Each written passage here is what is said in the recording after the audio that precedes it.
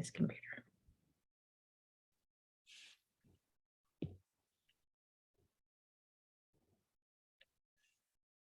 Okay, so can you see the PowerPoint? Is that okay? Mhm. Okay, perfect. Had a better ask before we get started. So we just want to welcome everyone here today.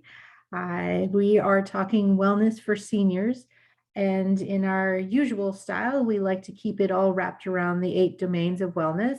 So we'll be just working our way through all 8 tonight, just always with that lens of seniors in our mind. And we're going to look at the 2 perspectives. So that would be in the long-term setting, and of course, the seniors that are still living on their own, whether it's with a partner or absolutely alone. So we're just going to try to bring that whole side of wellness in, and hopefully we'll be able to discover some new things and also use some of your own information. Please feel free at any time to if you have a question, have something to add. We do like to keep it fairly informal. So I guess I didn't say who we are, and we are Sage Wellness Connection. We were given a grant through the Rural Mental Health Project, and we've been working our way through all kinds of wellness for all kinds of ages. And some are very specific, like our seniors one tonight, and sometimes a little bit more general, but we've also done workplace and all those kind of things as well. Just making sure it was going to let me change there. Just as far as our agenda today, it will be about just discussing a little bit about our own philosophy around the Sage Wellness Connection. And as I referenced earlier, that will include the 8 domains of wellness and how that all interconnects with each other. And then, of course, we will be talking about the 2 aspects of senior living, the most prominent, of course, and the LTC stands for the long-term care. And that is just in versus that living at home. And like I said, that's not just living at home individually, that will also be in partnerships as well. Then we'll just work our way down through each one of those 8 domains and how that reflects in the life of a senior. And then we always like to round out our workshops and talking about what are the resources, what are the strengths that we already have within the community, but also in that we often find what are the gaps as well. And we do record that, and then we look to see if there's other connection points for people in the seniors realm of things, or is this an area that we do need to expand upon and find other supports for people. So Paula, I don't know if you wanted to, since I've been doing all the chatting. Sure, yeah. Hopefully you can hear me, and can you hear me okay? Okay, perfect. I'm Paula Iverson, and I've been in the area, working in the area of health and wellness for quite a few years, and as well in the human services. And I'm a holistic health practitioner. I've studied Reiki, aromatherapy, meditation, and Shannon and I both have completed psychological health and safety certificates. And we're also both yoga teachers. And so this all fits really well together. Like Shannon said at the beginning, a very holistic view of wellness. And yeah, that's I guess a little bit about my background. And I just love to support people on their wellness journeys. Well, and I think what's interesting about that, like Paula referenced, we do seem to have lots of things that are the same. Well, even before we knew each other, we seem to start out in the same form of post-secondary education. So we both landed in that recreational side of things. And for myself, the rec therapy, I never thought I would use it as much as I did. My intention after taking rec therapy so long ago was to work in long-term care. My mom had done it for years. I had had experiences in doing summer work projects in long-term care. So I really thought I was actually going to stay there and do that. But as life takes us always down different pathways, I expanded that, really found more of my niche around kids and families.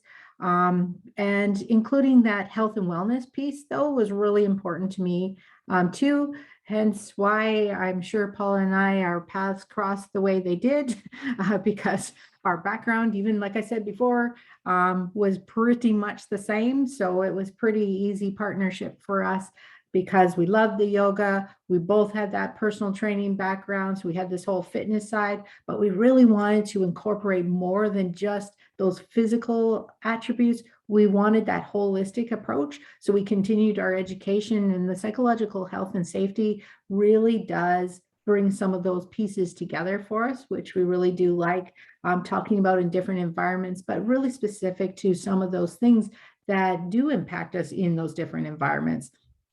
So we put all that together, and very fortunately, we've been given some grant money to take our beliefs kind of on the road, is what we like to say, and talk about a little bit more, get people's impressions, talk about strengths and weaknesses, only in a way to be able to build up, to have better, stronger communities, but really with that rural mental health piece, because it looks different. If you live in a city, it's going to look different what your services are, what your accesses are. So having that rural lens really helps us to focus on that and strengthen those areas based on that. So I can keep on going if you want. Sure, yeah, go ahead. So like I just referenced earlier about the Rural Mental Health Project, we want to make sure that as far as that historical piece around the project itself really fits well within our own personal beliefs as far as Sage Wellness is concerned. We feel it's imperative that we talk about mental health in a holistic way. There's not, often we talk about people that have mental health, but yet we all have mental health. So it's really changing that belief around what does mental health mean? And that is, yes, it's just not necessarily a bad thing. It is just what it is. Exactly. And I think it's just really been given a bad rap, right? That if you have mental health, there must be something wrong with you. Yet we don't say if you have physical health, there's something wrong with you. No, right? So we need to get that on the same standard to understand that everybody has mental health. And the Rural Mental Health Project, that's why they say 5 in 5 people have mental health, because we all do. And what is also really nice about this project is it is community driven. So when we say, hey, it looks different out here in rural areas than it will in the city, we're not saying we're all vastly that different, but our accesses certainly are. And even those kind of societal beliefs, can look a little bit different as well. That's why people live in these areas as opposed to sometimes that they live in cities. Neither one is right or wrong. It's just really a different reflection on how we're living. That's all. And we also really, really want to make sure that we're looking at this in a strength-based capacity, because it is the strength. We have so many within the community. We have so many wonderful people. Kim, you're now taking on the senior side yourself. We have these great supports, but we got to make sure that people know about these great supports, right? Or they mean nothing to people. So the more we can get that information out to people and let them know that, you know what, there are some wonderful things in your community that can help walk you through. Doesn't matter what age you are, but hey, you're a senior, so here's some people that can help you. So that is a really important aspect as well. And of course, it's a collaborative approach. We want to make sure we're bringing all agencies together, that it's not just one agency. I think we've learned that, whether it be families, children, seniors, people in general, they have a multitude of people in their lives. So we all need to work together. And why shouldn't it? When we say it takes a community to raise a child, well, that community shouldn't go away just because we're no longer a child, right? We still need our community. And that's a great thing about the project too. And it is a whole community view. So we're looking from 0 to forever. So if we're going to talk about rural mental health, there's no age, there's no timeline, it's for everybody. And those are just some of the basic essences of the project itself that we always want to make sure that we're incorporating as we walk through, and we're educating people about different aspects of wellness. And then we're building programs down the road that we always want to keep these things in mind.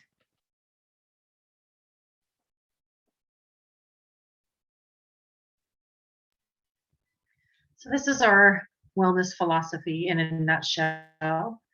So like we've talked about, we like to engage in a holistic approach to well-being. And so we, like Shannon was saying, our approach holistically is not just about looking at what is holistic for you as a person. It is also working together as a community that, like you were just saying, Shannon, the village takes the village. That is part of what we mean when we talk about the holistic approach. It is really widening the view, broadening that view, I guess, and really taking a broader look at what is wellness and how can we work together, and how can we look at all the pieces of the puzzle. And so basically encompassing all areas of our life and how they relate to each other. And we specifically like to look at the 8 dimensions of wellness. So basically that wellness wheel, because we believe that it's all interconnected, and everything works together, interconnected, interdependent. And so we're going to talk about that a little bit later. We'll go through each one and just we'll look at it through the lens of seniors, like Shannon said earlier, because when one area is out of sync, it can definitely create an imbalance in another area. But then you can grab a piece of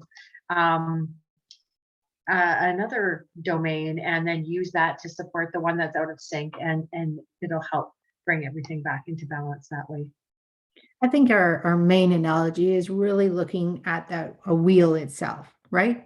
I had a problem with my tire on my vehicle. My vehicle really wasn't running that well. I couldn't figure out what was going on. But when a tire is flat, that's a problem, right? There's no way your vehicle can run well. And I think that's, what resonated with me is when we look at our 8 dimensions, we look at it like a wheel. So if one is, we're not saying you can't run, if maybe there's feeling some stress in that financial aspect of wellness. So that piece of the wheel is feeling a little bit flat. But like Paula said, maybe there's some other ways that maybe we can re-envision the occupational piece that might help explore the financial wellness piece so that it can feel like it's inflated a little bit more. It's a little bit more balanced out so that wheel can really turn nicely, that you're not always feeling like we had one young man tell us, like having that light on in the vehicle that tells you there's something wrong. When that light comes on, we need to pay attention, right? And maybe there's a way that we can adjust in all those 8 domains in order to turn that, emergency light back off and get things moving down the road a little bit more smoothly.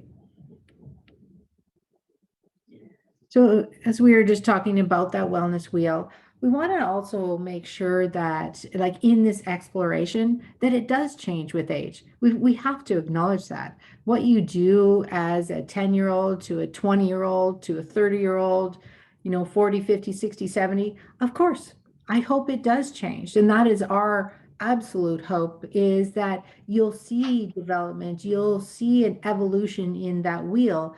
But all of those aspects are still interdependent. They're still equally important. They just look differently. So that's okay. Maybe when we get to that occupational piece and we're talking about that, maybe you're not 9 to 5ing it every day anymore, but maybe there's still a place for you that you can feel connected, you can feel passionate about, you can feel as though somebody needs something from you, because that's an important thing for us as well. So we want to acknowledge that as we move across life, of course it changes, of course, but also how can we prepare so that our wheel stays balanced as we move across life? That's truly the key, the $1 million question of what can we do to keep our wheel flowing down the road, no matter what age we're at. Well, and also, how can we accept the dynamic nature of the wheel? Because where I'm at today with my emotional wellness might be different than a week from now, and that's okay. So what goes inside each of the pieces of the pie that fit together to make the wheel, as we'll show you later. Those what's inside of those pieces of pie, they can change. They can change always, but we need to be okay with that, that what we did yesterday might not work for what we're going to do tomorrow. It's just, it's dynamic and it's evolving and it's ever changing. It may go backwards because we may pull a trick out of our hat from 10 years ago that worked to support us with our emotional wellness that maybe is going to work tomorrow or work today. So I think that's important to know. And I think that's such a great way to look at that, because we're building up a toolkit along with that. So we can fix up that wheel whenever we need to. We don't always, like we said, yeah, for sure, we've got that community out there. We've got that village out there that we can rely on as well. But it's really good to be able to have our own toolkit, that if it is something from 10 years ago, we haven't forgotten. We haven't abandoned it because it was no longer serving us for, 5 years after that, but it's come back around. It's something that we could use again. So why not? Like, let's not abandon everything. Like, what do they say? Throw out the water with something, whatever it is. Throw out the baby with the bathwater or whatever, something like that. Exactly. And it's not because you're using a tool that worked a few years ago. It doesn't mean that you're going backwards. I think is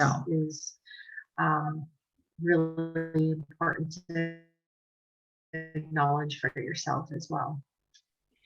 Yeah, absolutely.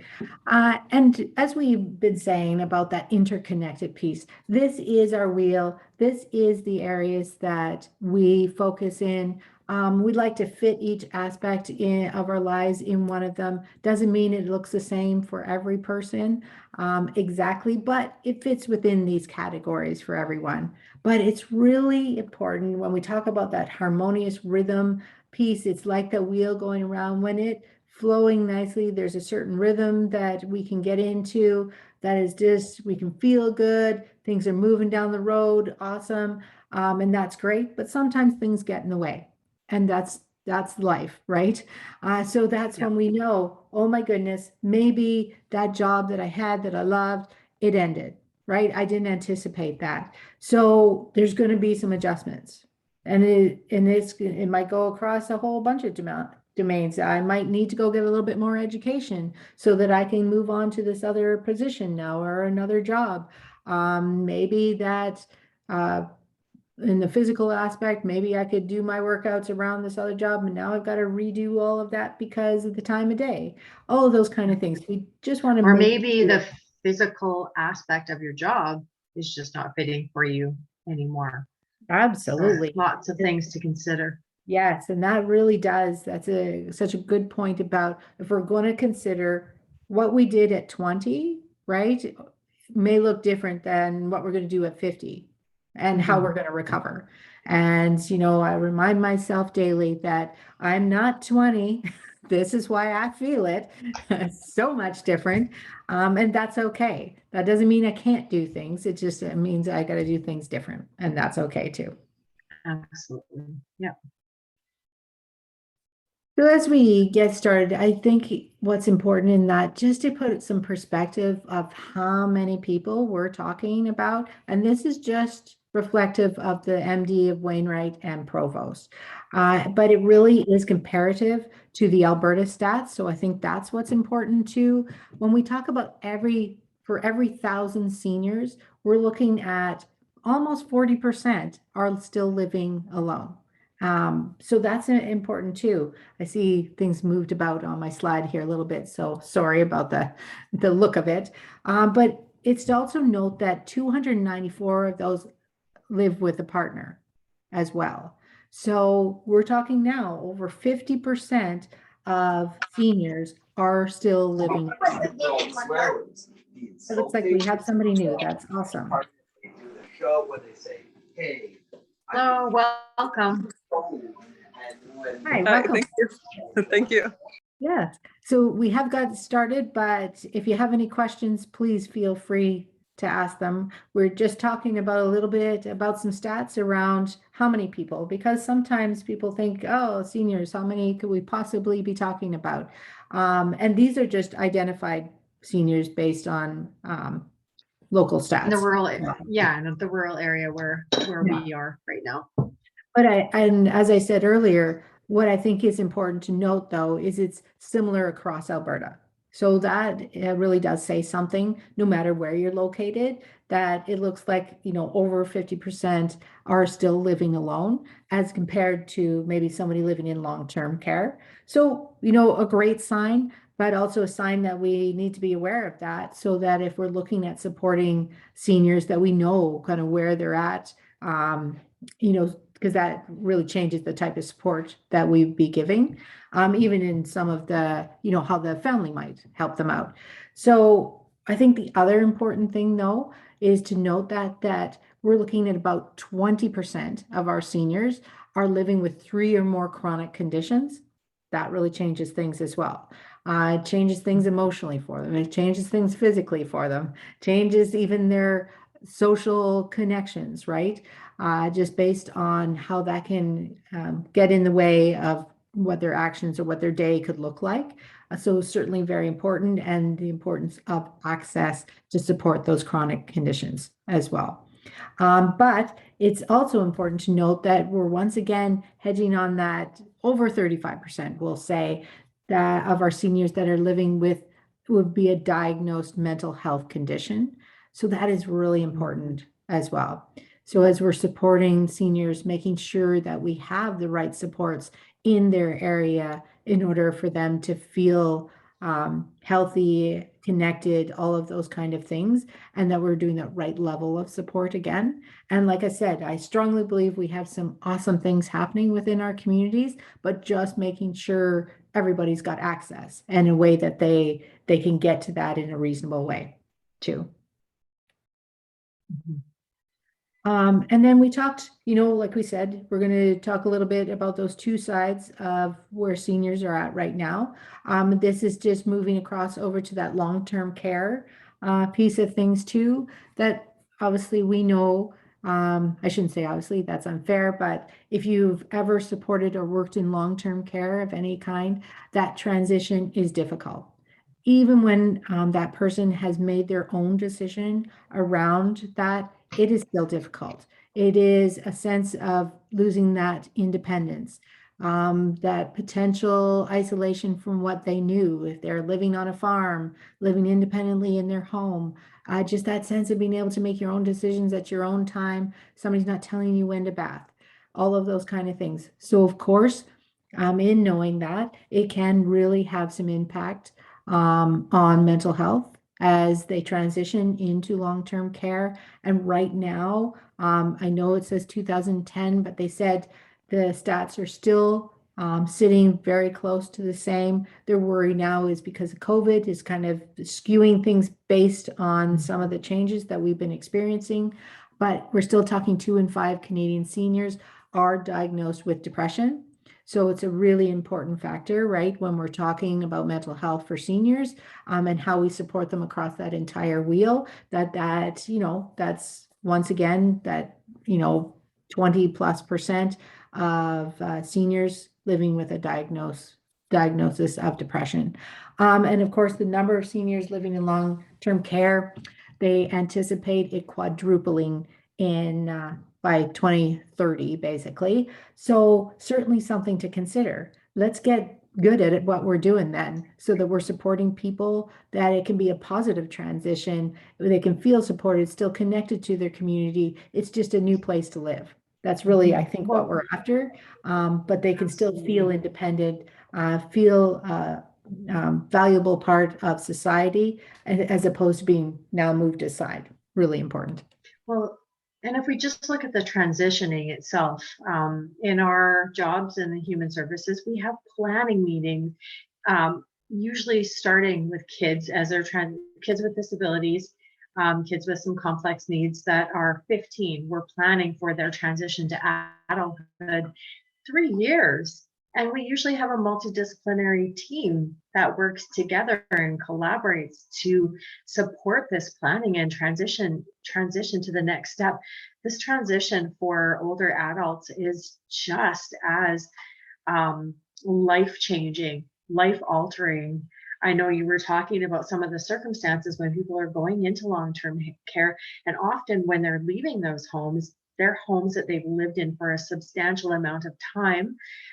Maybe they've lived in that home with a partner who's now passed on, and they're having to leave that home. They feel like they're leaving the memories and everything that went along with that life to go into long-term care. And I think that we're almost, sometimes they're treated as though, well, this is what's good for you. You need to just move into this next step. And it's really tough. So I think that transitioning piece is often missed with our seniors and needs to be, I think, Yes. looked at a little bit deeper. And it's not that we're not acknowledging sometimes these things do just happen in a very quick manner. They do, absolutely.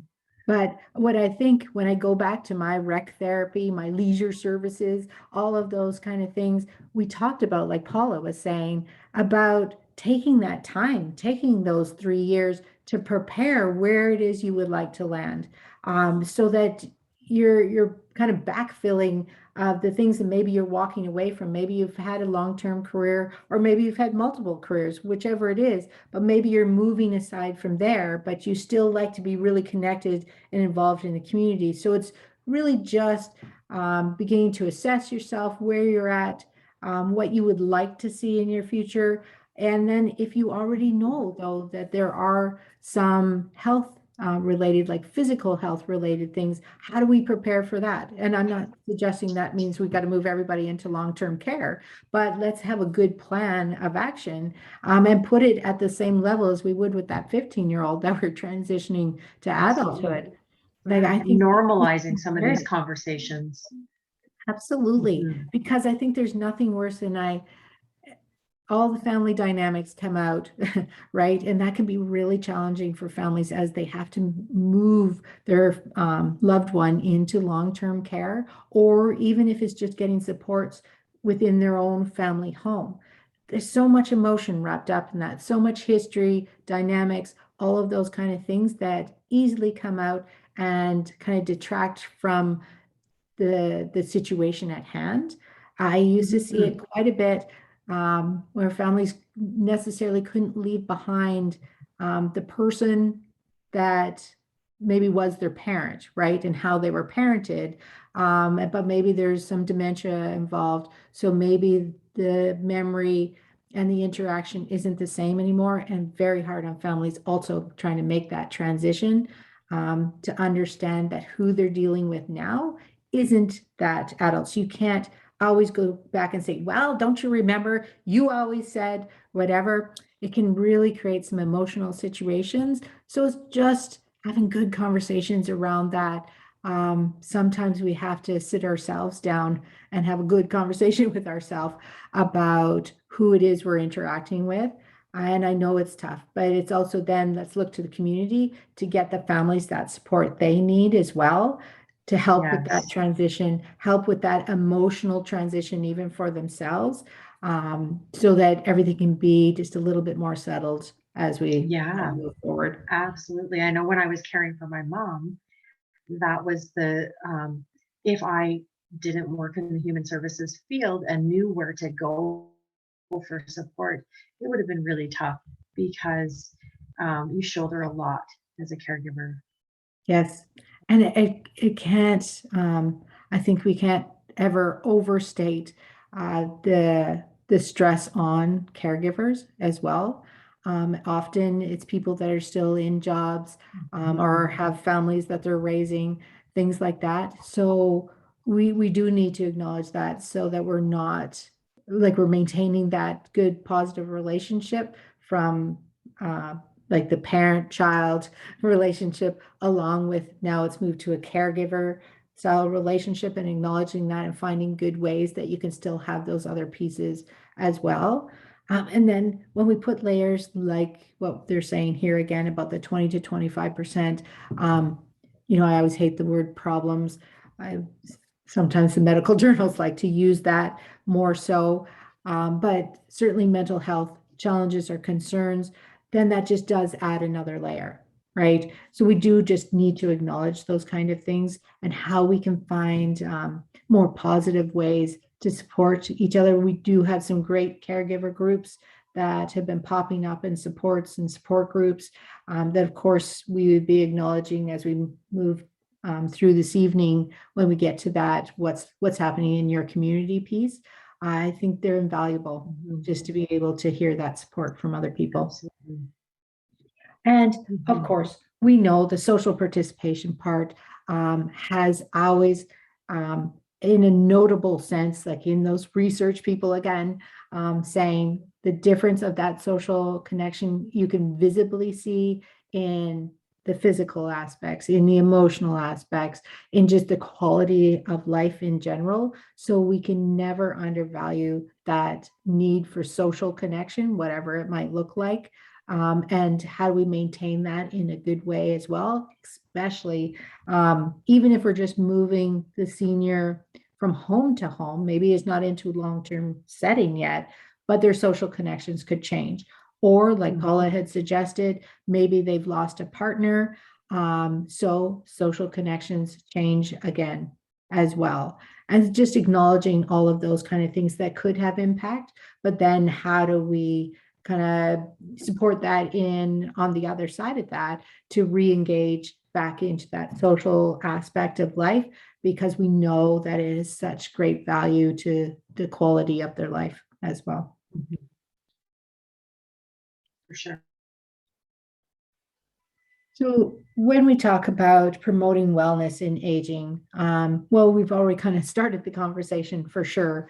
We have said, yes, social connection, of course, is important, but we can't also take away like all the other aspects, and we're going to dive in a little bit deeper as we go through each one of the domains as well. But it is trying to promote and maintain that active, healthy lifestyle has such great impact on all the other areas, from your emotional well-being right down to sometimes even your physical well-being, because there's lots of seniors who continue to work part-time because that's what keeps them engaged. Sometimes it is a money thing. There's no denying that.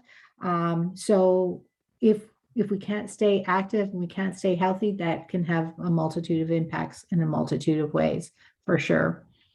And we talk about health promotion. I brought it up earlier about we had talked to FCS as well about some of their programs that they have that, is creating conditions, environments, that support well-being. There's different programs right down to they're saying like the house cleaning program. Often that program, is also about social connection, if we're being completely honest. It's having other eyes in as well in the home, but also just somebody coming to the door for lots of the seniors, so even for people that work within that program, they're having to try to find a balance that, of course, they still got to get some house cleaning done too. Yeah. But as in most people, it's also, really having that social piece, at least saying, hi, how are things going? Somebody cares about you, and that's why we're here today, kind of thing. And we talked about that being physically active, even, in that long-term setting, how important that still remains. We don't want people landing in a setting and then not moving, not, I know we talked to at Battle River, they now have a yoga program, a chair yoga program that they're offering once a week. And isn't that awesome? Doing it all different ways as life changes and all the different things that we would normally offer. I think it's great that even if we can make that connection outside of that. Paula and I did a yoga class for our residential homes as well, just through Zoom. We haven't been able to go in there for almost 2 years, but we were just offering that class through Zoom just to make a social connection. If you do some move physically, that's awesome too. But we're also continuing to make that connection that there's outside people doing the same thing with you at the same time. So I think it's such a great little program as well. And then as we'll go into a little bit more, it is when we talk about that preparation and we talk about, how we take a 15-year-old and it takes 3 years, because we're also mentally preparing them. Hey, life's going to look a lot different for you from a 15-year-old to an 18-year-old. And we often, our expectations change as well. So, but what we need to do when we move that 15-year-old is we're keeping it positive. We're not telling them, hey, life is going to end for you at 15. It gets hard, right? Well, probably lots of the kiddos aren't going to want to move on. They don't want it harder. They just want freedom. And it's kind of the same thing. When we're aging, we're really promoting how do we have that positive attitude about aging? Because, sometimes societal things that we see, things on TV, aren't necessarily talking about all the fun times in senior. They're talking about all the fun times when you're younger. But we just need to change those attitudes. Of course, you can still have fun. It's in the realm of what you want to do. That doesn't mean, it has to change dramatically because you're a certain age. It just means, how do you find fun for you so that you can maintain that positive attitude? Because that can change everything when we talk about mental health as well. And, we're never going to,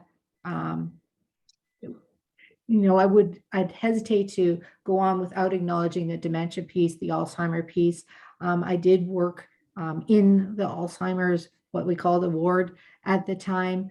I know it's tough. I acknowledged that earlier about our family member may not always appear or be able to have that conversation of the person that they used to be.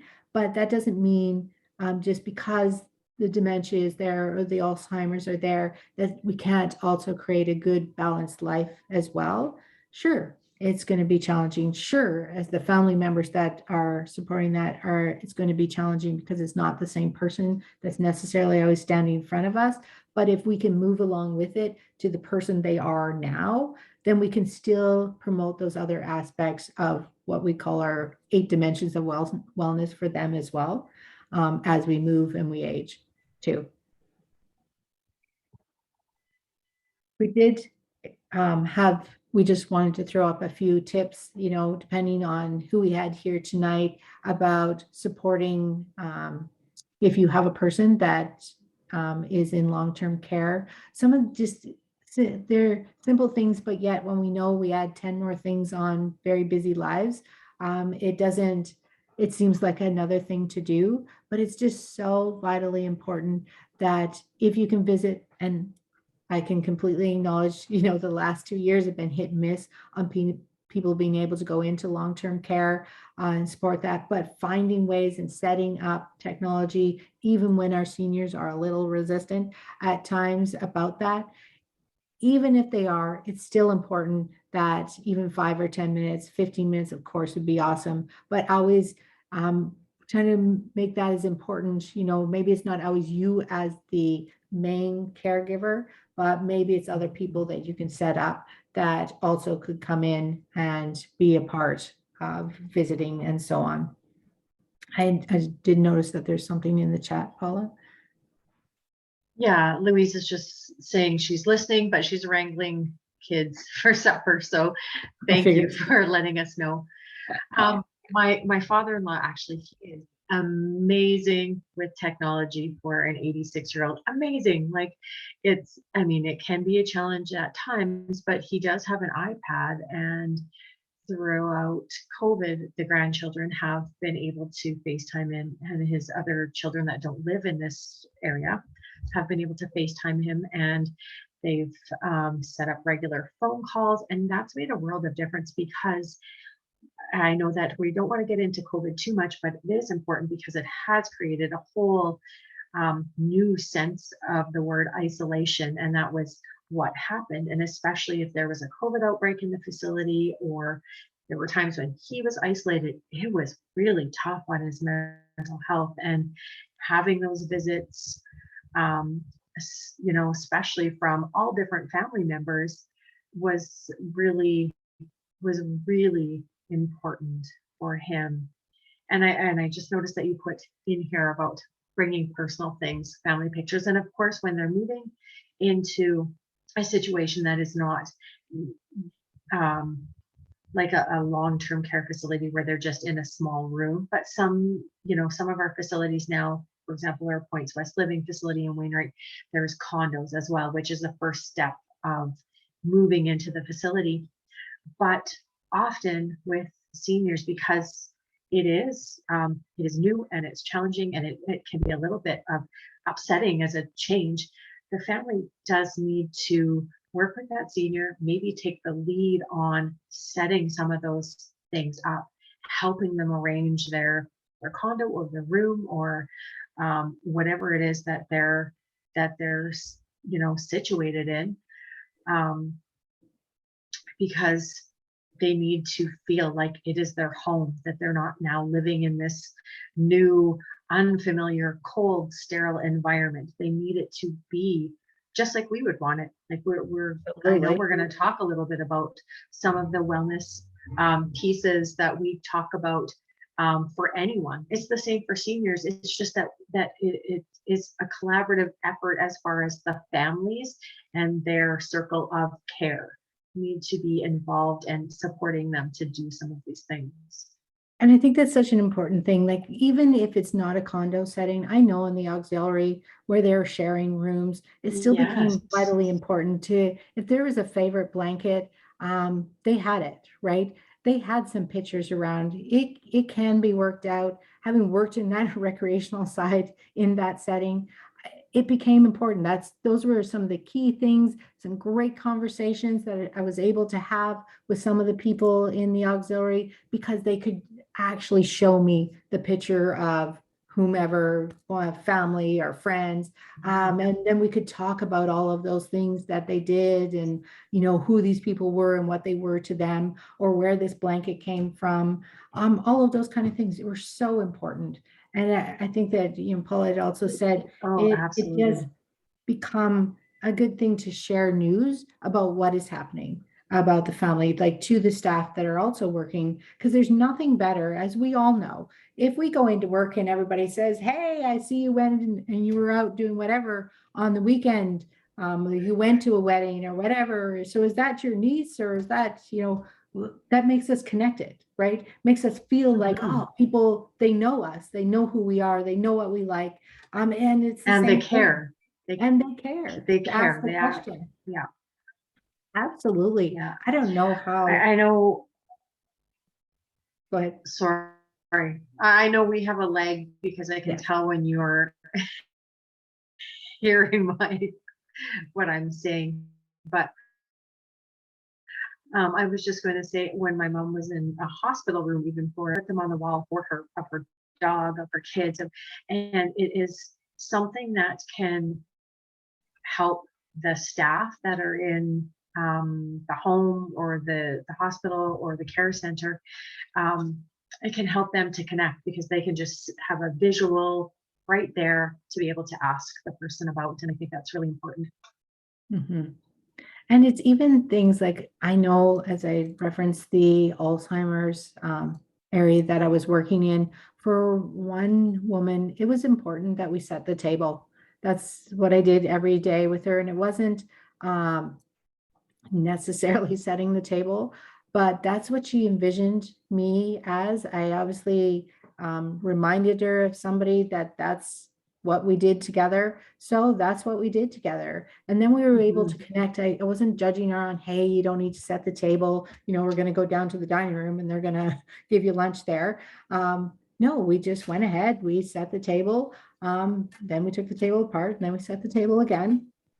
That's okay. And then the more information I had, though, about that, was way easier to, maybe if she was getting agitated, to be able to dissuade her from doing this, because that's what was going to set her off a little bit. But if we stayed in this realm over here, things always went a little bit better. Well, I guess we should move on and explore our dimensions. Yes, absolutely. Here.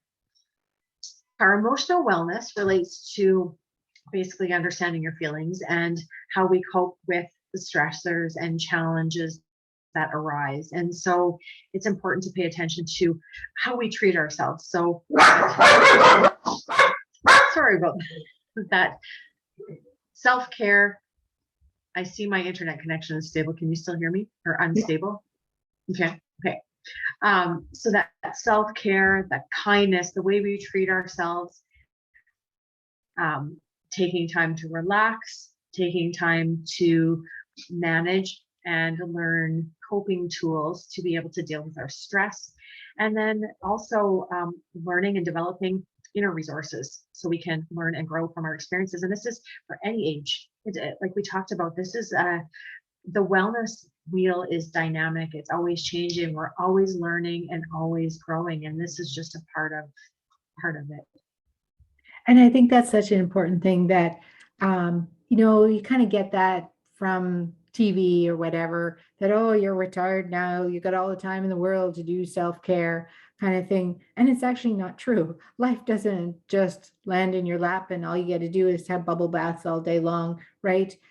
Self-care, we've always liked to even switch the word up about self-kindness, because with media, not always is that aging senior always put in such a positive light. So it's really hard not to take on some of that emotionally. But even when you can't do things quite the same way or your connections look different, it's hard not for those things to play on that emotional wellness piece. So we really wanted to focus on that self-kindness piece. How can we be kinder to ourselves? It doesn't matter what age we are. And I know I don't want to ever sound patronizing in that, because I think it would be the same as a 20-year-old telling me, it doesn't matter what age you are, you're fine. No, their experiences, of course, look different at 20 to what my age is, and no different to what a 70-year-old, an 80-year-old, a 90-year-old is.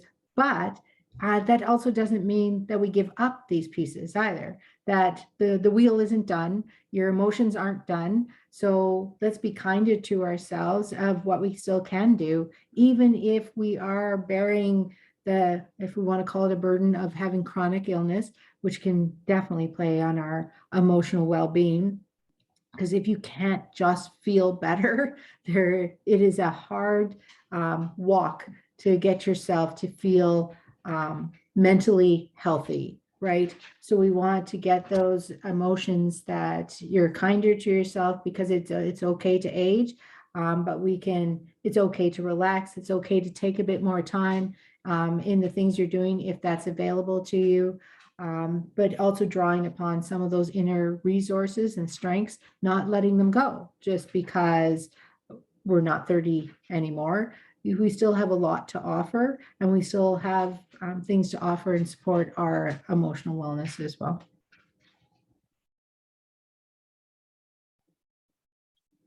We talk lots about, it's not just about ourselves, but how like to be thankful, to be appreciative of the ones we love. That's why, when we cross over to that long-term care piece, the more information that they have, like Paula said about Preston's dad being in long-term care, how it just opened up a different world for him to have that iPad. We want to talk about a lot of negative things about COVID, but for him, that actually opened up that people that just can't come visit him because they're living in a totally different province. And now they can pop in for 15 minutes in this format and say, hi, Grandpa, how you doing? Right? They have the time to do that. And that is so important when we talk about emotional health and well-being as well. Absolutely. And for him, it was another, he was also able to reconnect with his love of reading. Yeah. And so he was able to access the library online and not rent books, but take out books from the library, and without having to go down there, because he doesn't drive anymore and it's a struggle for him, and especially during COVID, to leave. And so he just started reading and reading and reading, and you can change the font and you can change the size of the print. And so for him, that reconnected with it. It also fed, like we talked about, this is going to be very interconnected with our wellness wheel. It fed his intellectual well-being, but also his emotional well-being, because it was something that he's always loved. Absolutely. And I think that that's that other, we're always searching. That's human nature of trying to find some meaning in life. That doesn't Mhm. change, and nor should it, No, right? And having those other stimulations, like not just connections with other people, but connections with reading and all of that, bringing back all of those things also brings back that sense of independence. I think that that's one thing that, yes, sense of independence. I'm yeah, sorry. I know no, we go have a lag. Sense of independence, but that is the inner resources. That's part of the inner ahead. resources that we're talking about, right? Is that what what do you love? What is important to you? What is something historically that you've drawn on when you need to reconnect and ground yourself and be well? Yep, absolutely. And so we just wanted to kind of highlight three areas that obviously the emotional wellness piece is, even deeper, but the importance of staying positive, I referenced that earlier as well, can have such great impact, not only on your emotional wealth, but definitely physical health and well-being as well. It just changes everything. When we change our thoughts around something, if we even think of our own happiest day that we can think of when we were a kid.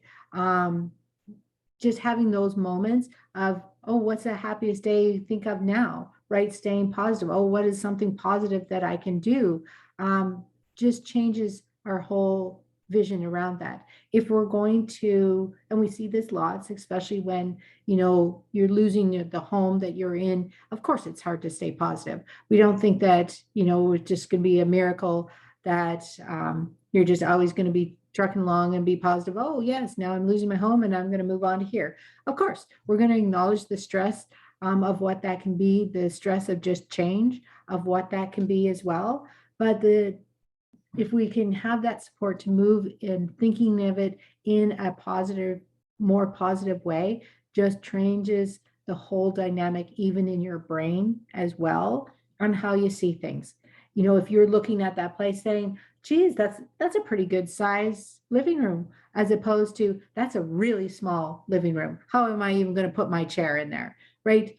Just even that alone, we've now envisioned the room differently. And sometimes we understand, uh, a process of moving through, but we know that it's just vitally important as well. And also the still important to carve out time each day to things, once again, Preston's dad, he loves reading. He is an intellect. That's who he is as a human being. He's a searcher of knowledge. So to take away that ability to read would devastate him. So having that being reclaimed for him, and that to be able to access that on his own timeline, not, oh, I gotta phone my son to go get me a book. Oh, he can't do it for another 5 days. Now this seems like a burden, as opposed to I'm just a burden on everybody, as opposed to he gets to just look it up. Oh, I want this, and I believe that he also likes to shop.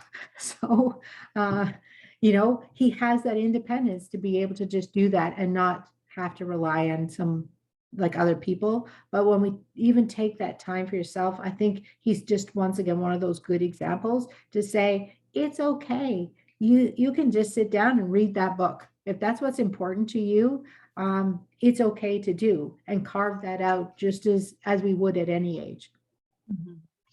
And I think that taking some time each day for yourself is it's a bit of a tough one, at least for a lot of the seniors that I know, because it's not something that was Yeah. it wasn't available to them often. It was their work was different, maybe, especially if they were farmers, which we do have a lot of farmers that are living in our area. But I think it is maybe reframing that for them, helping them find something, helping them connect to the resources that are there and available in where their communities, whether it's their community of the home that they're living in or their community that surrounds them if they're living in their own home, because it doesn't necessarily it can be a bit abstract to say take some time for yourself, especially when they're alone.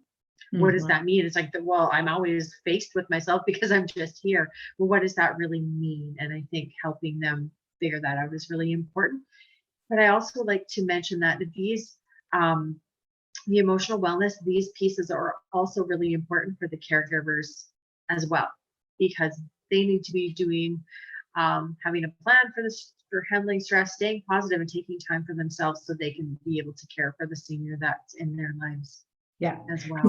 This remains that oxygen mask type situation. If the caregiver isn't taking that time, right, they're not going to be able to be there for the long haul of taking care of someone. So it becomes vitally important to, even I know you've got so many competing demands, but still becomes like an absolute must in order to be there for that long haul. No different than we would say this with a family that has children that they're still raising, right? And I really like to mention this piece about having a plan about handling stress. I think there's nothing worse that when you get yourself in a stressful situation and you have no idea what to do. But if you at least have a framework of what works well for you when you're thinking about that in a positive time, because when you're stressed, you don't have that access to that piece of brain that's going to say, hey, you're stressed. I know we don't have a plan, but it's okay. We'll do this and this. It's if you had that plan, your brain has something to go to say, okay, Shannon, calm down. Here's some things that you can do that, remember, make you feel better when you're stressed. And if it's just taking a few moments of clearing your mind from having any thoughts about something, it's the same thing. So as a senior, same thing. We just want that same type of, I wouldn't care, I'd be telling you if you're 15 years old or if you're 85 years old, is let's have a plan in order to manage that, because then you have something to access that is concrete, and that you know, hey, remember what worked best? Go sit in that chair that you love. Just give yourself 5 minutes. Don't commit to more than that if that's not what you need, but don't limit yourself to it, so that you're not doing something that, you know, is going to also impact all of those other areas. You know, and maybe we don't always have access to just call the caregiver all the time or call our emotional support person, whatever it is. So it's just having a little plan of what you could do outside of that as well. And not to say that can't be on the list too, but definitely having a few other options as we go.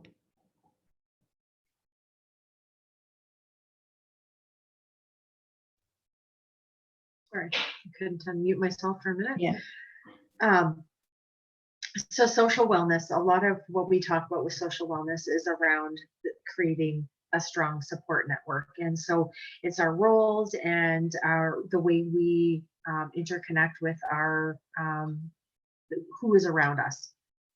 And so development in this area of our lives is very important, because it may be reconnecting and building on relationships with existing peers in the later years, or securing relationships with romantic partners as well. And I think that's so important, right? We get a little bit of judgmental, maybe our judgments, our bias, right? About when is an appropriate time to have a relationship, right? In a romantic sense. And I think that's what needs to also move back, even as a caregiver, right? Remove that judgment and bias, because this is about the person, that if that's what they're looking for and they need, all the power to them. And I think that that becomes so important, that if that's the type of relationship that is missing, let's not get in the way of it. Of course, we want some safety around that for sure. We know the possibilities of vulnerabilities, of being victimized because of that.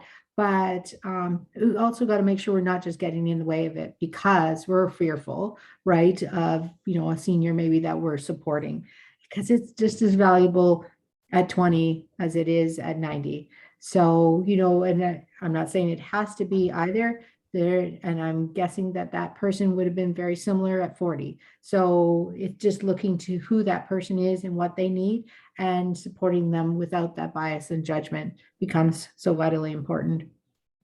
Well, and I know, thinking of the social wellness and what you were saying about that person is probably very similar at 40 till they were at, 80 or 70. And And I know that looking at my mom in her 70s, she was not someone who needed a lot of close personal connections, but she was very social.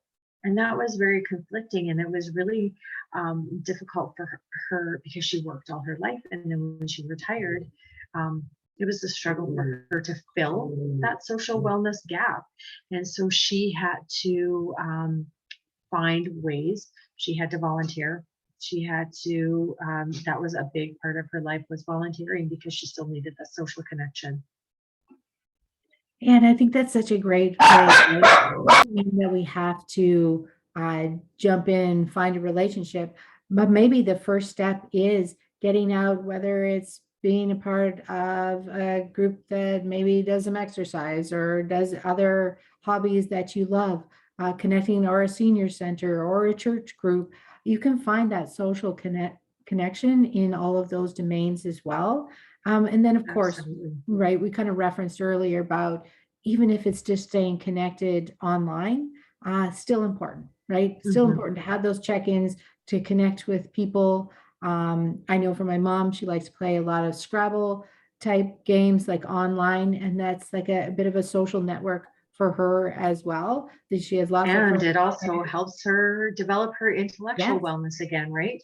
Yep, it's that constant challenge. But then they actually use that as, hey, her friend Gail hasn't been on there. So she actually gave her a call because she thought, gee, that's odd. She's almost on there daily, just to find out what was going on. So it just becomes, a very light touch way of connecting without making about just phoning, hey, I haven't heard from you. It's just like, hey, I see you're not playing a game. What a great way to walk in and have a great conversation, but Yeah, then reconnecting as well.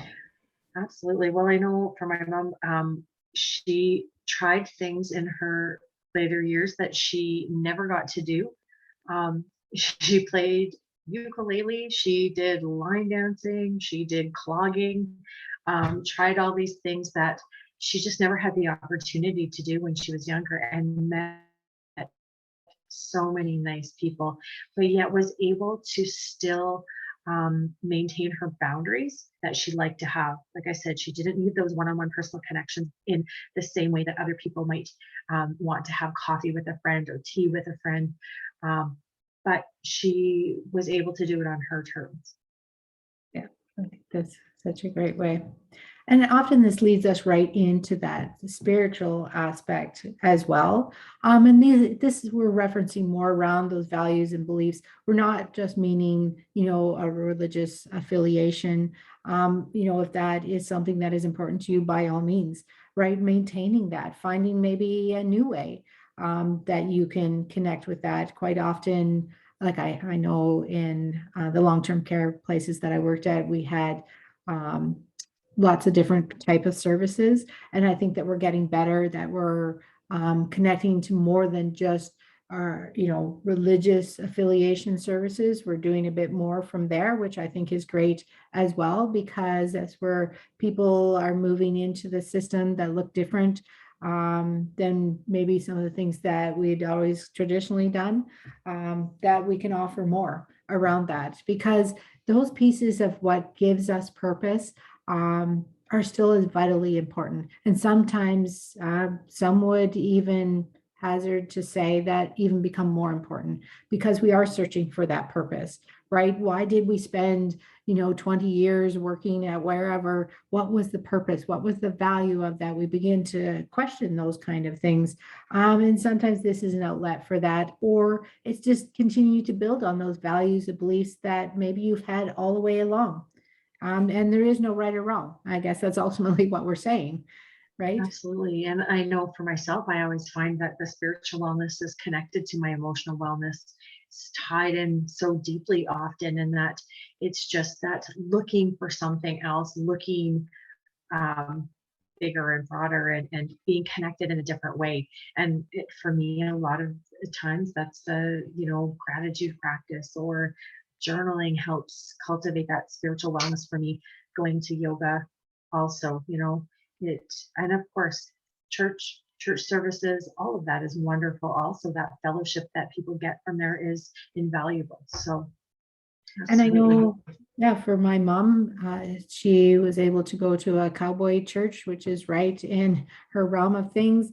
Had a really great connection with the group of people there as well. So was meeting her social needs along with her spiritual needs. So there's all kinds of things, the more creative we can be around that.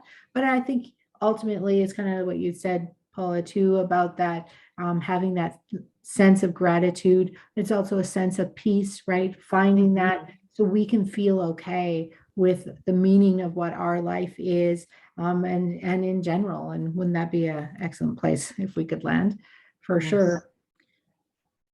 So, and obviously we had just said about that, like take the times for what works for you. If you're the caregiver and supporting someone, once again, I think it's challenging ourselves on our own judgment and bias. Once again, even if our family member has changed from what they know, often we're trying to keep them the same person that we knew. But it's really important if they want to begin to explore and develop something else, no different than what we would do with a child. We would, as a parent, we we would do that. We would help that person. So as a caregiver of a senior as well, it's just as important. Obviously, we're saying, keeping it safe and all of those kind of things and putting those kind of things in place. But ultimately, right, I think independence always should play in our thoughts when we're thinking about how we're supporting someone. Absolutely. So physical wellness, Shannon was talking about physical wellness earlier, and I think that's a place that both of us are really connected to when we were younger. Wellness means eating right and exercising, but it is definitely more than that, as we've been talking about. But it's also getting enough sleep, paying attention to the signs of stress on your body. What was the stat, Shannon, about chronic illnesses? Yes. What We're looking at percentage? almost 40% having 3 chronic illnesses, and then right around the same percentage that have a diagnosed mental health concern. Yeah, and often signs of stress, they can play a huge role in the beginning of physical and mental illness. And for seniors and caregivers as well, seeking medical and mental health care when needed is so important. Yeah. And I really hope as we move forward, we kind of remove that stigma around seeking that. And I know, I think as we transition, we talked about the difference of by 2030 that we're going to quadruple in the number of seniors probably looking for care. I'm really hoping that we'll also transition our thoughts around that, seeking out that medical help, like through mental health as well, that just becomes a norm as opposed to an exception. That, even in, I know we work with lots of PCNs and things like that, about changing that dialogue around separating out physical health with mental health, because both are important and interact with each other quite a bit. And we did talk about, it is about daily activity too, right? When you're even looking forward to something, becomes important across many of the domains, like when we talk about our emotional health, our social wellness as well. It is that looking forward to something. And if we can incorporate that with the physical health, so important that we get that on a daily aspect, because sometimes that can get lost. We talk about chronic illness interacting with that. Sometimes it's harder to move, but it's just the small things. It doesn't need to be maybe the practice, I constantly say that the practice that I had at 20 to what I do now looks different, but honestly, I'm probably more consistent now. Yeah, we just said that the other day. We talked about Yeah, consistency. because I could get away with things at 20 that I Yeah. can't, now. So it becomes even more important. And I didn't do that because I was aging. It was just a natural, just listening to my body that this is how I need this now. This is what works well for me now. And it obviously just helps out. So it's convincing. Absolutely. And I think I was just reading that the first part of that, maintaining physical wellness, is about maintaining um, quality of life. But for seniors, physical wellness working on their physical wellness can actually improve their quality of life because they're actually still able to get up, go to that whatever group they're going to, go shopping, do whatever they need to do.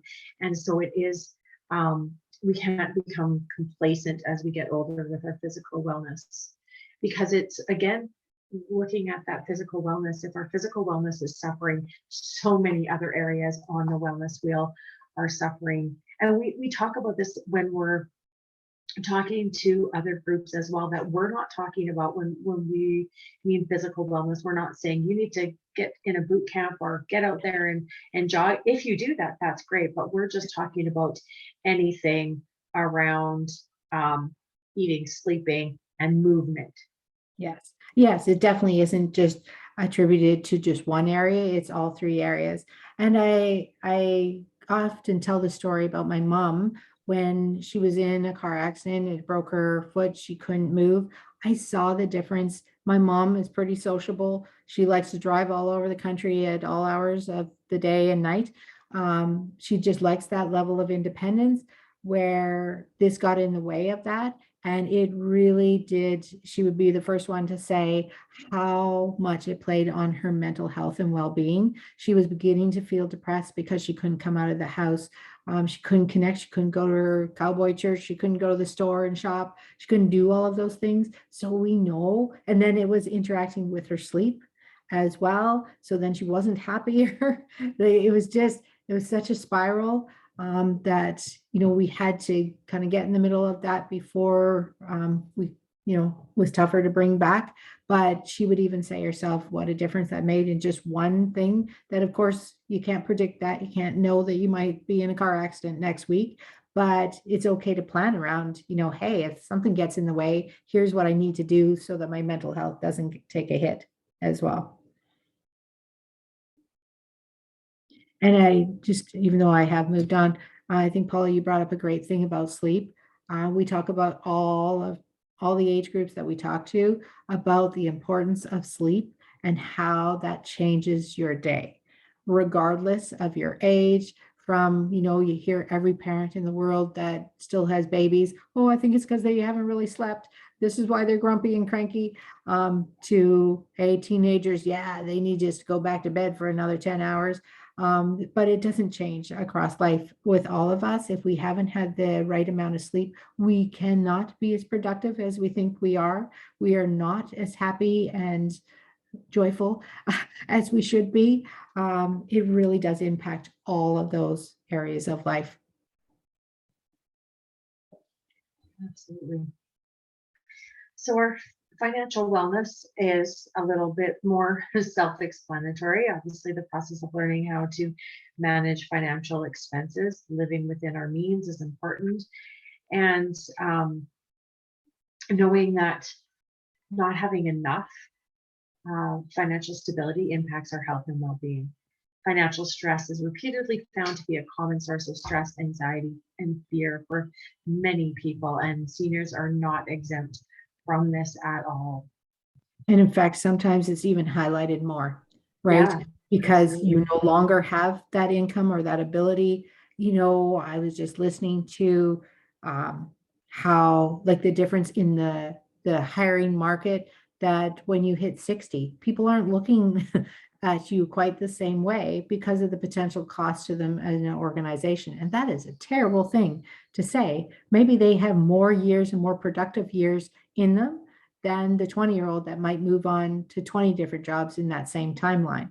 But it's, we have to still keep that in mind. Then all jobs are not equal, nor are their pension plans. So it can bring a lot of stress. And I know there's lots that we talked about FCS having some great programs and helping out with free income tax, like doing the income tax for seniors, which is a great thing because we do have a lot of seniors that can't afford to have that done and have their own accountant and so on.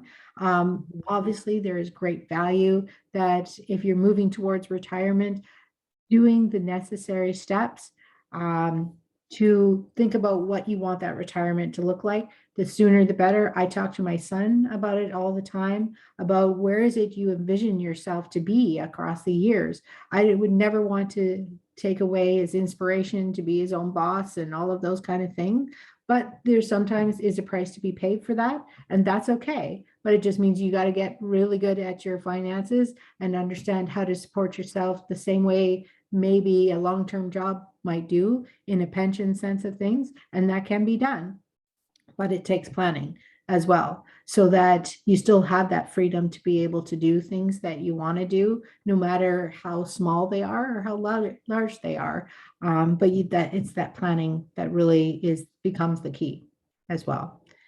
And even for as we move forward and we have, a caregiver or whatever the case might be, in order for them to help manage that for you, certainly better planning so it doesn't feel like they're telling you how your life is about to go, right? When we talk about that, put that independent lens on things, it's really important that seniors have a voice in how they want things done. So the sooner we have that and have those kind of things even in writing, even better, so that that voice is constantly heard. Because even when we have great intention and great uh, reasons for what we're doing, whether it be from fear or just love or whatever it is, we still can't exactly have the voice of it, from that senior. So it's important that we do have that there in writing somehow, so that it can constantly be heard as well. And, I did reference about there are some free programs out there. We'll be logging those programs the more we find out in support of, the financial planning and things like that. I think that, I thought it was an interesting little stat about the 47% of seniors handle their financial decisions and money management entirely alone, which in my mind is absolutely crazy. We go to the doctor to get advice. We go to all these kind of people for advice. And if you never took one thing in school, if you never took any accounting, why do we think that that is just something we should be able to figure out, as opposed to getting advice around that? So not to feel embarrassed about getting help. We should, just like we would go to the doctor to get help, the same with our finances, and finding those free programs that can do that as well. Because maybe we can't have a financial planner per se, but yet there's lots of banks that will help you out in a free capacity. Yeah, that's what I was going to say. And I think that's becoming more and more common. Yeah. And I definitely see that as I scope through the different banks and what they have available for people. You're seeing more and more, but it can be very intimidating if you don't feel like you have a background in that. So it is okay to reach out to some of those programs that can help you walk through that and get you connected where you need to be as well.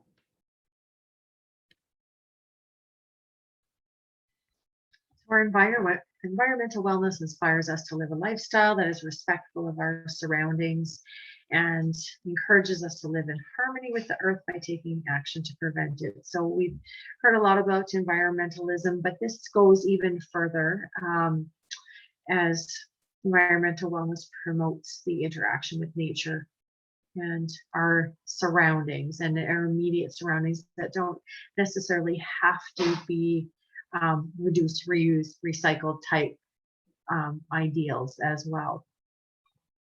And what I always think is so kind of funny when we talk about environmental wellness and seniors.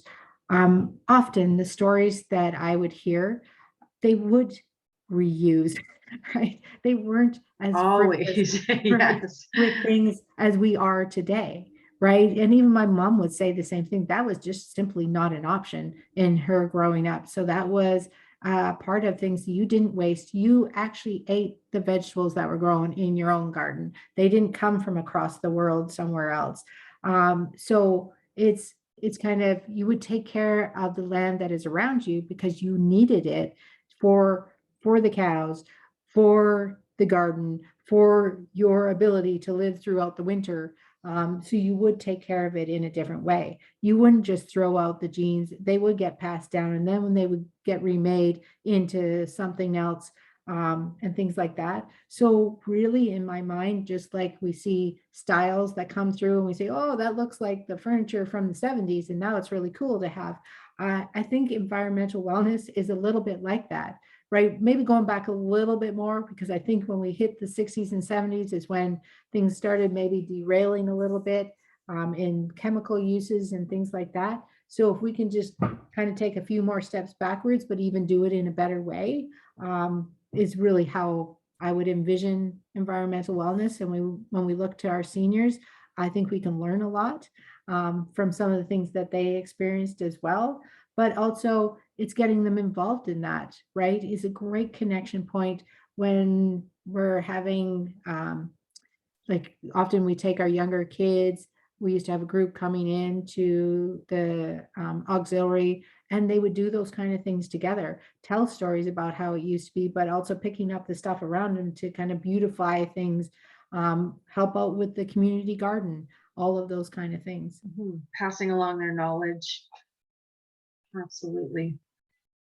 Yes. And, I think Paula, you brought it up earlier about that help at the thrift store as well. We see that quite a bit. And, we look at our own food bank here, and it is the seniors pretty much who are doing the work around that. Do I think we could encourage more age groups? For sure. But I think it's such a great way of when it kind of spills over to that occupational wellness too, creates a passion, creates a connection with people again, where we're helping people. If were a gardener and you loved it. I know a friend of my mom's, he is an absolute avid gardener. So now because he donates so much, he donates eggs, he donates food. Now some of the greenhouses donate him plants so that when he is donating all the tomatoes, it's just like this great cycle of giving, right?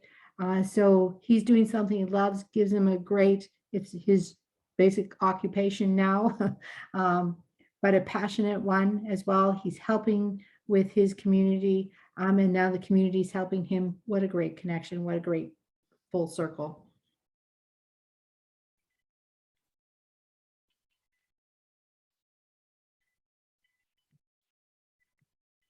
Intellectual wellness is an interesting area because it's not just about learning. It's being curious and exploring new ideas and just expanding our knowledge and the way we think about things. Taking a class, taking a workshop, and being involved in cultural and community activities, and just allowing time to explore your creativity. This is a really big area, and it actually, I think, connects with just so many areas, and it's so important. And I think once again, it's really making sure that we're not, if we're a caregiver of any kind, getting in the way of that. I used to hear that quite a bit from families. Well, that's not what they used to do. Well, they never liked that before. That's okay. That's the curiosity piece. Maybe they just didn't have time to like this new thing, right? Or even learn about it to know whether they liked it. And I think that, what becomes so important in that is, like we talked about, my mom loving the Scrabble things that are online that she plays with friends. She does that also just to make sure, even though she's an avid reader still, which plays in that as well, but she just wants to make sure that she's still building pathways in her brain, right? In fact, I would never play Scrabble against her because I would lose terribly. She is so good at it. But, and then I just heard another story the other day, how some of the universities are letting people go into their master's program for free over the age of 60. So this woman, she did one master's when she was in her 60s, and now she's 80 something doing her second master's because it's for free. It's like, wow.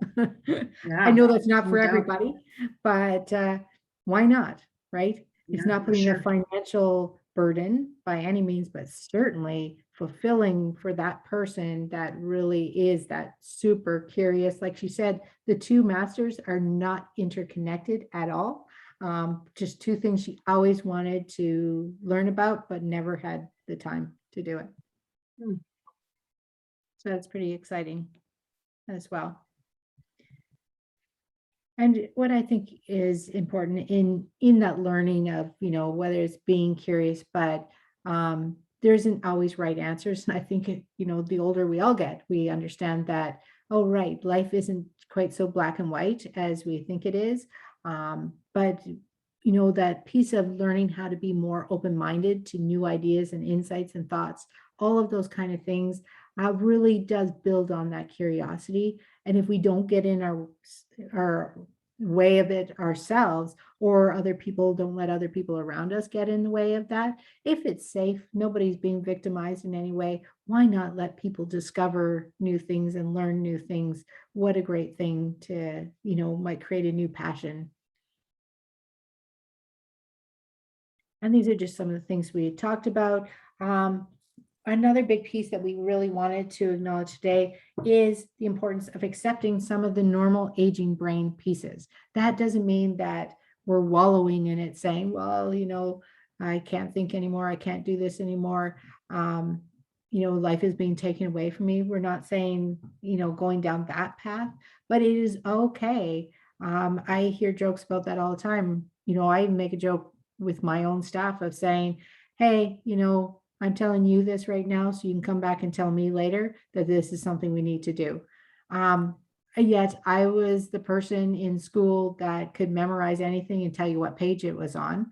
And to a degree, I can still do that, but not with everything. So, it's okay to just accept the fact that some of that is about aging the brain, and just looking at it in a more positive way and working around it, just being creative and how we work around that.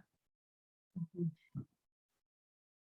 And just, continuing, like we said, whether it's my mom's Scrabble, or even if, we always think about those kind of word type things, or reading when we talk intellectual wellness, but it's also about doing the other side of the brain as well. And sometimes that's in art projects or that realm of things. Music, or Music, right? absolutely.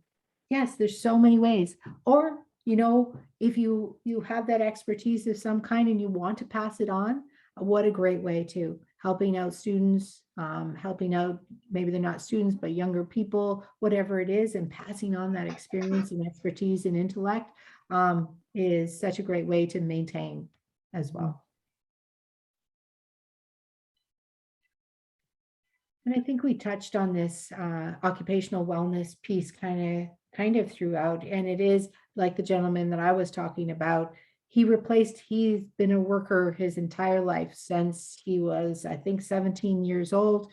Um, Always had a full-time job, had full-time jobs on the farm as a kid, so the family could survive, kind of thing. So a lot of that generation right now are our seniors. That's what they know is working.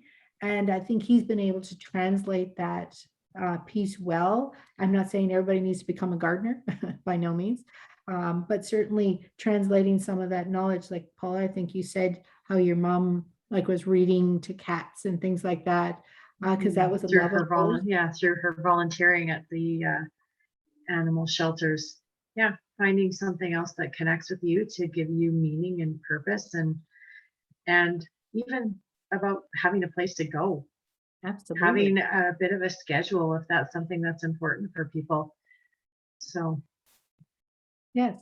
And because we know this, right? Work has taken up a significant amount of your life.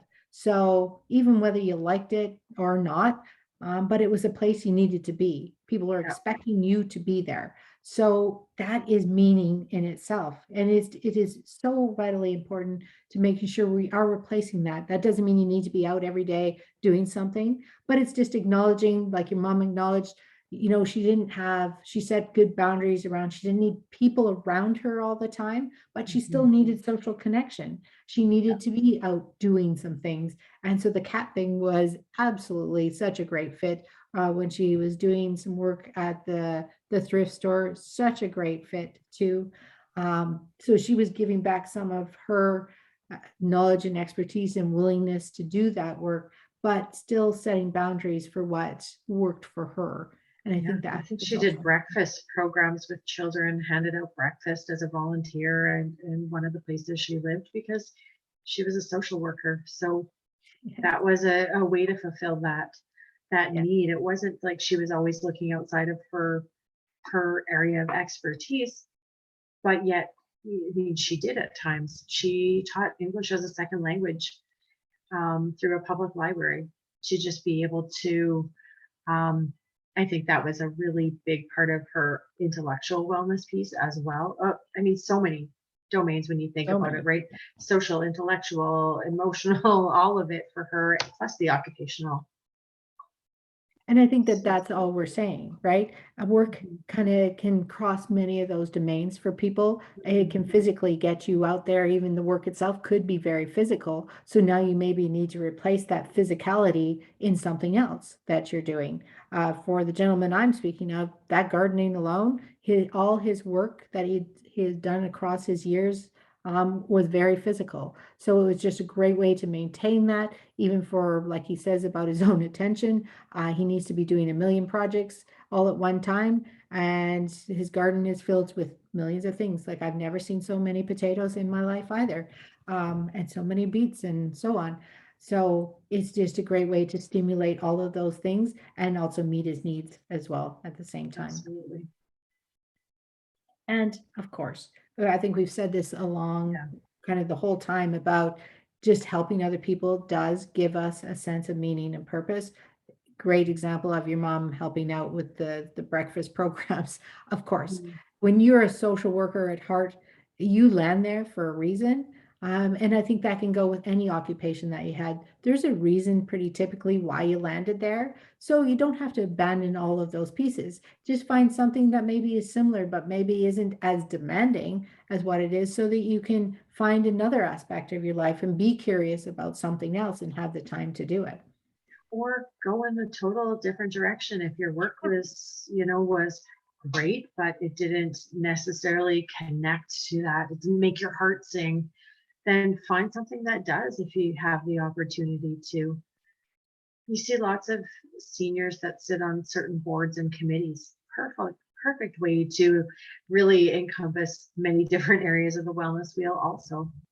And then we don't lose their expertise, right? Yeah. There is great value in having that expertise of somebody who's been in an industry or has a different perspective of how to look at it at the table. It's never, in my mind, a great thing when you're looking at a board that only has one dimension to it. Yeah.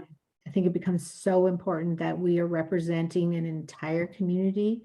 And when we don't lose that expertise from our seniors, that's vitally important as well. Well, that's my father-in-law sits on the residence committee of some sort. He's the Yes. chairperson of that, right? Because that he knew how to do that from his work, and he's able to do that, and so it's brought a lot of meaning Yes. to his life. And because my mom had worked as a rec therapist herself for so many years in long-term care, that board, she just felt like she almost took that on herself to make sure any of the places she went always had that board, because it gave voice to the people that were living in there. So that Mhm. was never lost in the conversation, that we were standing in people's homes, not the other way around, that they weren't standing in our hospital, our auxiliary. We're in their home, and let's remember that For sure. before we made any decisions. So, Well, I guess as we move towards the wrapping up of our session, we'll talk a little bit about the community connection and capacity building and what are the assets that we have in our areas as well. yes, and I think that does become important, that as we move forward in this, like we said, we want to identify the strengths for sure.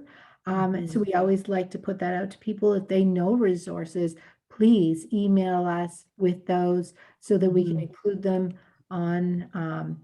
This is just our way of looking at it, like the different levels of mapping the assets that we've used for this rural mental health project. But we want you to send them to us because we want to include them in our mental health and well-being resource hub.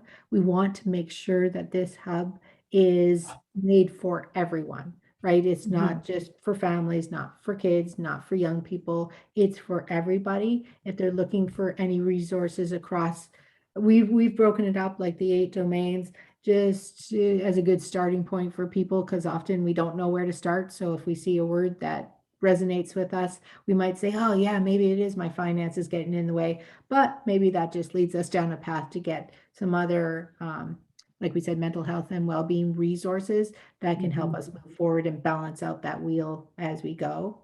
We do have our website there, and you can either connect through to us through the website, or through the email that we send out these webinar information.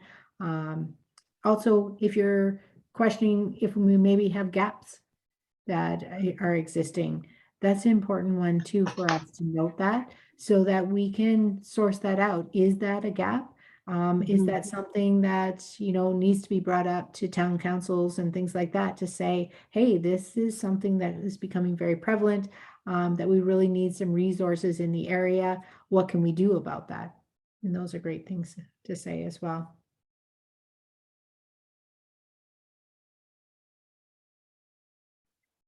I will just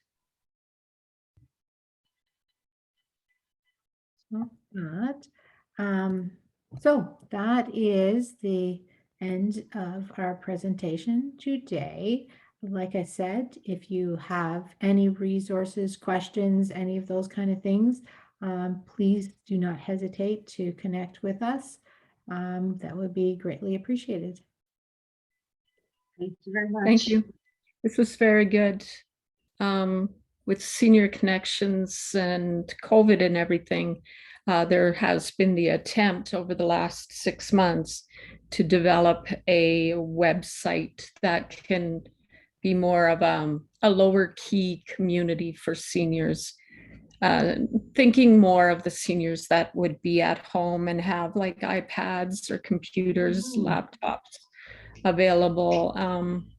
It hasn't had very many hits on them. And like, even myself, I went and I spoke with like Harlan Lessick, who has like a community paper that he puts out in different things. And just in his own research, as he was collaborating to create that, he said, yeah, that right now, like the boomers coming up, they're a little bit more engaged, right, and wanting to learn.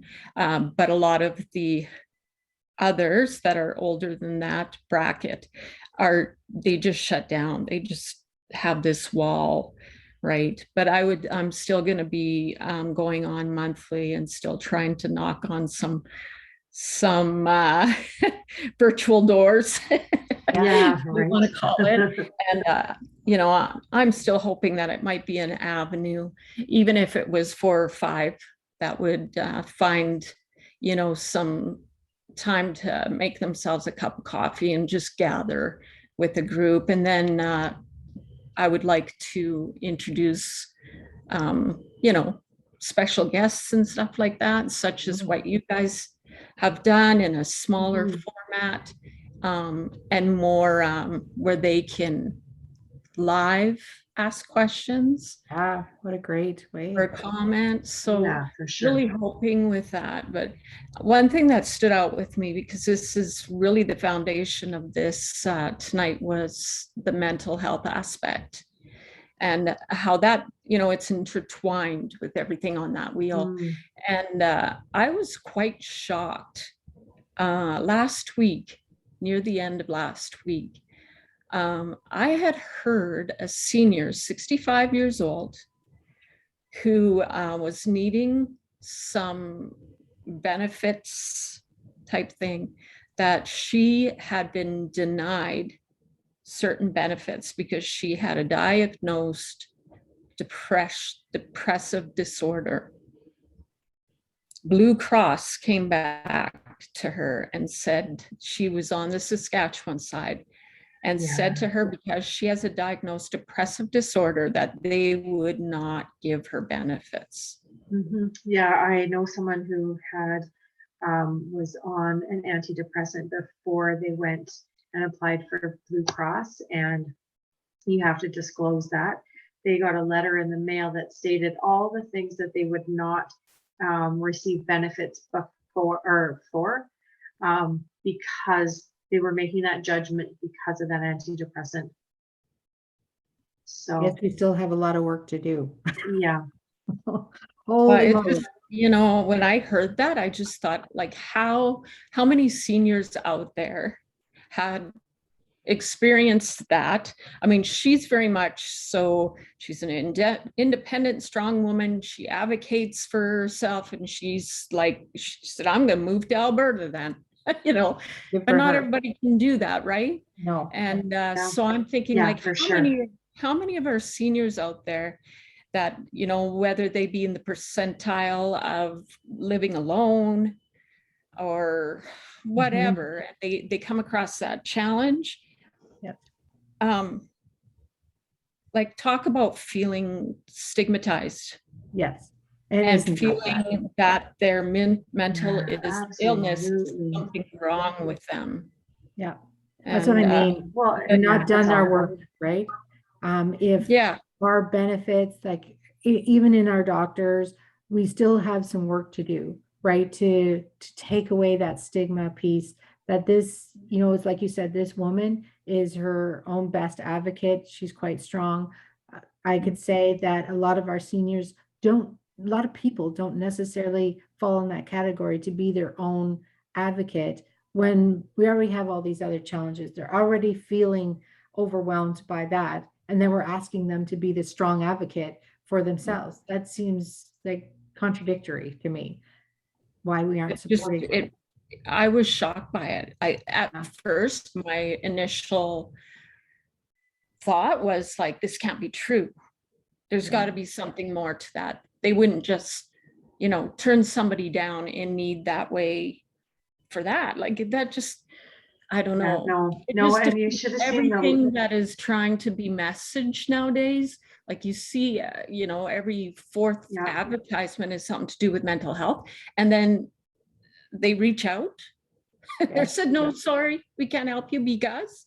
well, and I don't know if she's even received the letter or no, I guess she wouldn't have got the benefits, but the person that it was from Saskatchewan as well. So she got the benefits because still needed other benefits. And then when she Yep. received the letter, and it was very comprehensive of what they would not cover, anything to do with nerves. And I thought, well, nerves could be like physical nerve damage. Yeah. So were they going to deny that because it had to do with nerves? Like, it was Yeah. unreal. It feels Unreal. political almost, right? Yeah. It seems like, if a person has injured themselves at work and goes before the compensation board, Yeah, right. and they do every single thing to find every loophole to not give any kind of Yeah. support. Yeah. It almost feels it's happening in that way. Mhm. And I think it does go back to the fact we still do have a lot of work to do that to get people absolutely, even the educated on the impacts of mental health, right? Like we Yeah. started out this workshop today, everyone is impacted by mental health. Of course you are. So when we Yep. can actually change that societal belief that we all have mental health. So Yeah, mental health doesn't need to be followed up with mental health mental health problem. Yeah. It's just mental Mental health. health. It's health. Yeah. Yeah. That doesn't mean I can't go to work. And that doesn't mean Yeah. that I shouldn't be able to go to the dentist because I can't have those benefits either because I have some mental health issue. Like, that's craziness, right? It is craziness. Now, I just foresee it at being something that, so they share that with somebody else that might be thinking like, I need to go in and get some psychotherapy or whatever it may be for themselves. And they hear something like that. And it's like, oh, no way I'm going to walk through the Exactly. doorway. It could affect things for Absolutely. me in my needs in the future. Yeah. Absolutely. And I So think it's just a that's, very, it does talk about that destigmatization because that's what has led people to not. They're afraid to lose their jobs. They're afraid to lose their benefits. They're afraid, of all of these kind of things because we put these parameters around that. So in my mind, that's the work we need to do. Let's remove that because we're all impacted at times. We can have a tragedy that can send us down and we can feel a sense of depression, that doesn't mean we can't work, that we can no longer do our job. And why, if we broke our leg, everybody would be like, oh, take the time you need, right? Yeah. So we've got to get everything on that same level, that we can always say, take the time you need, because we'll be waiting for you when you get back. It's a mixed message. What's the proper, like, what are some of the avenues that we can do to help advocate for some fairness with this type of, for coverage for, our seniors that, geez, who knows where I'm going to be when I'm 75, like, very well can have some struggles, with mental health and everything else. I look at the way the world is going and I'm starting to, I got to keep my own thinking in check now. But, like, how do we properly advocate? And I think the key something like is to normalize the conversation, right? And that's kind of our goal. Let's normalize this conversation, understand that it doesn't matter what dimension of wellness we're talking about, we all are impacted by that. Right? Yeah. So the more we can talk about that, and talk about that with our doctors, talk about with the prominent people that do make some of these decisions, then that's when change begins. And the more people that talk about it, right? As we've learned in this world, the more people do things collectively together, those voices are heard in a quicker, stronger way than if we just individually do things. So we just need to keep saying the message as much as we can together. And then I think we'll see change, right? It just, like anything, takes some time and belief that it should change. Yeah, I would hope so, for sure.